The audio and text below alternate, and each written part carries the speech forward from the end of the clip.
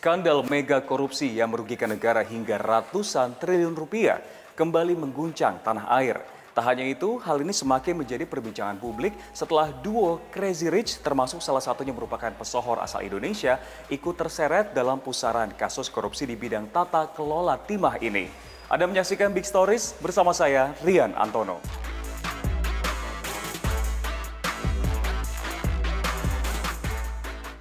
Kejaksaan Agung menggeledah kediaman Harvey Muiz dan Sandra Dewi di wilayah Pakubuwono, Jakarta Selatan. Penggeledahan tersebut terkait kasus dugaan korupsi dalam tata niaga komoditas timah wilayah izin usaha pertambangan atau IUP PT Timah Tbk tahun 2015 hingga tahun 2022. Usai menggeledah rumah Harvey Muiz, pihak Kejaksaan Agung juga menyita 2 mobil mewah merek Rolls-Royce milik Harvey yang dihadiahkan untuk sang istri Sandra Dewi. Hari ini juga kami melakukan kegiatan penggeledahan di kediaman Saudara HM dan sedang berlangsung. Hasilnya apa nanti kita lihat, kita tunggu, nanti akan kita sampaikan apa-apa saja yang telah kita lakukan. Mungkin itu yang bisa kami sampaikan. Sebelumnya, Kejaksaan Agung menetapkan Harvey Muiz, Crazy Rich sekaligus suami pesohor Sandra Dewi sebagai tersangka dalam dugaan tindak pidana korupsi dalam tata niaga komoditas timah wilayah izin usaha pertambangan atau IUP PT Timah Tbk TINS tahun 2015 sampai dengan 2022. Kepala Pusat Penerangan Hukum Kapus Penkum Kejaksaan Agung Ketut Sumedana membeberkan peran Harvey dalam perkara ini.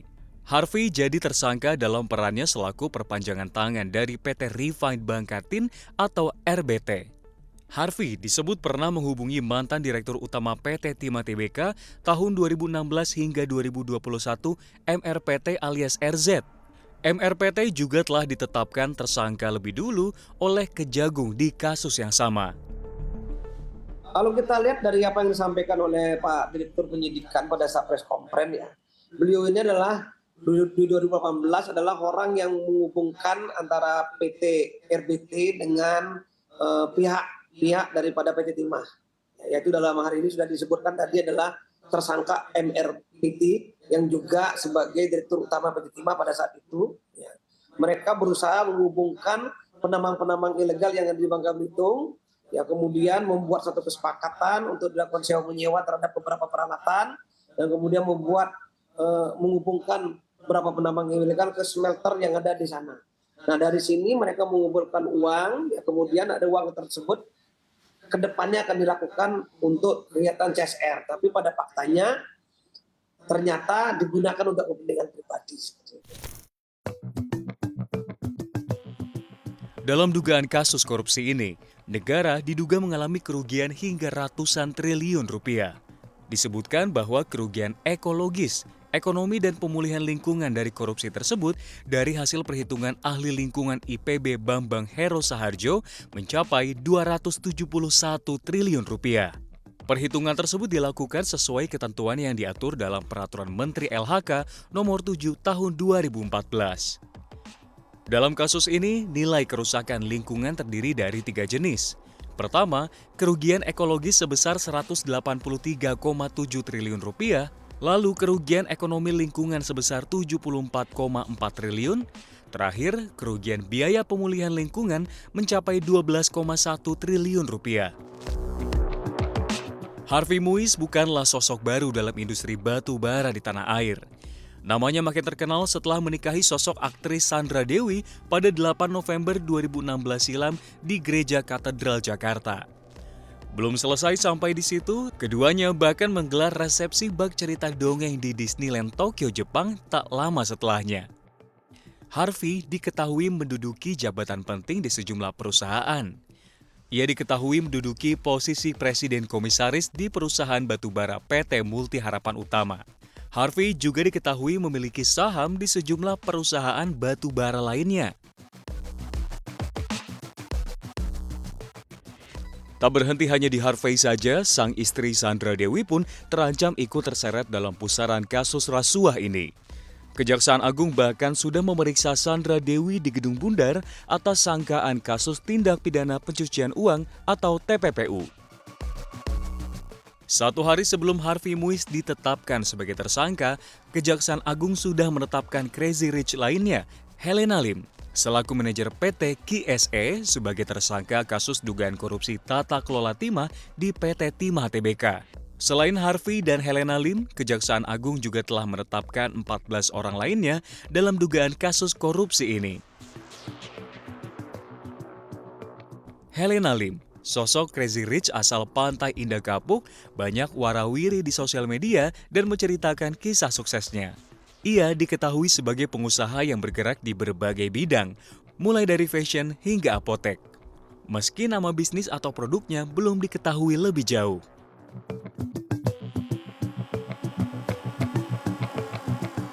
Pengembangan kasus ini pun tidak hanya berhenti pada Helena Lim, Harvey Muiz maupun nama-nama lainnya dari PT Timah. Kejaksaan Agung setidaknya telah memeriksa lebih dari 172 saksi untuk membuat kasus ini menjadi terang benderang.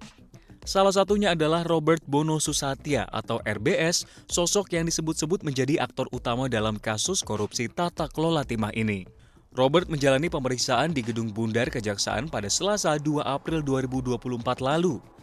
Setelah menjalani pemeriksaan selama 13 jam, Robert akhirnya selesai menjalani pemeriksaan meski tidak satupun pertanyaan dari awak media yang dilontarkan kepadanya dijawab.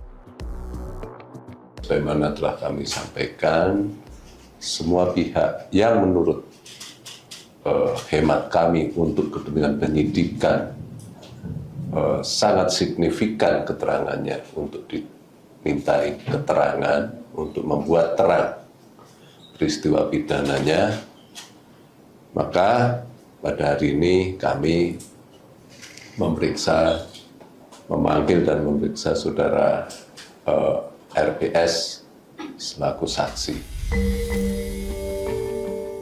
Nama Robert Bono Susatya atau RBS disebut-sebut sebagai otak dari korupsi di tata kelola timah ini.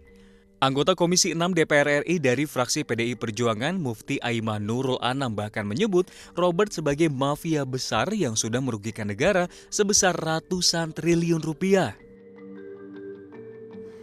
Soal ramainya hari ini di media sosial skandal tambang timah Pak Menteri, yang melibatkan suaminya Sandra Dewi yaitu Harvey Muiz, yang di dalamnya juga kemudian ada Helena Lim, dan kemudian ternyata di belakangnya ada seorang mafia besar yang kami dapatkan infonya namanya adalah Robert Bono Susatyo, Pak Menteri. Namun sejauh apa peran dari RBS masih perlu ditelisik lebih jauh mengingat RBS baru menjalani pemeriksaan sebanyak 1 kali di Kejaksaan Agung. RBS sejatinya bukan nama asing di kalangan pengusaha. Namanya sempat tercatat sebagai komisaris utama perusahaan pengelola tol PT Citra Marga Nusapala atau CMNP pada Mei 2019 dan mundur pada Juli 2020. RBS juga tercatat sebagai komisaris utama di PT Jasuwindo 3 Perkasa JTPE yang bergerak di bidang percetakan dan dokumen keamanan. Perusahaan ini pernah mengamankan proyek SIM, STNK, hingga BPKB di Korlantas Polri. Nama Robert juga sempat disebut dalam sejumlah kasus seperti dugaan kasus penggunaan jet pribadi oleh petinggi Polri di tahun 2023 lalu dan sempat disebut dalam kasus dugaan rekening gendut petinggi Polri.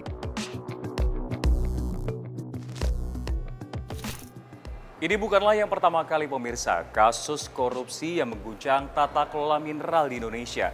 Setelah sebelumnya kasus korupsi yang menyasar penambangan nikel ini turut melibatkan pejabat eselon 1 di Kementerian SDM. Kali ini giliran kasus mega korupsi di Timah yang memiliki kerugian dan juga berdampak terhadap negara dengan jumlah yang tak main-main hingga ratusan triliun rupiah. Pasal 33 ayat 1 Undang-Undang Dasar 1945 berbunyi, bumi, air dan segala kekayaan yang terkandung di dalamnya dikuasai oleh negara dan dipergunakan sebesar-besarnya untuk kemakmuran rakyat Indonesia. Jadi pemirsa sudah seharusnya memang kekayaan alam yang ada di Indonesia dan semua yang ada di perut bumi dari negeri tercinta kita dipergunakan untuk mensejahterakan masyarakat Indonesia, bukan hanya memperkaya para bohir semata. Dari Jakarta, Rian Antono dan tim liputan CNBC Indonesia.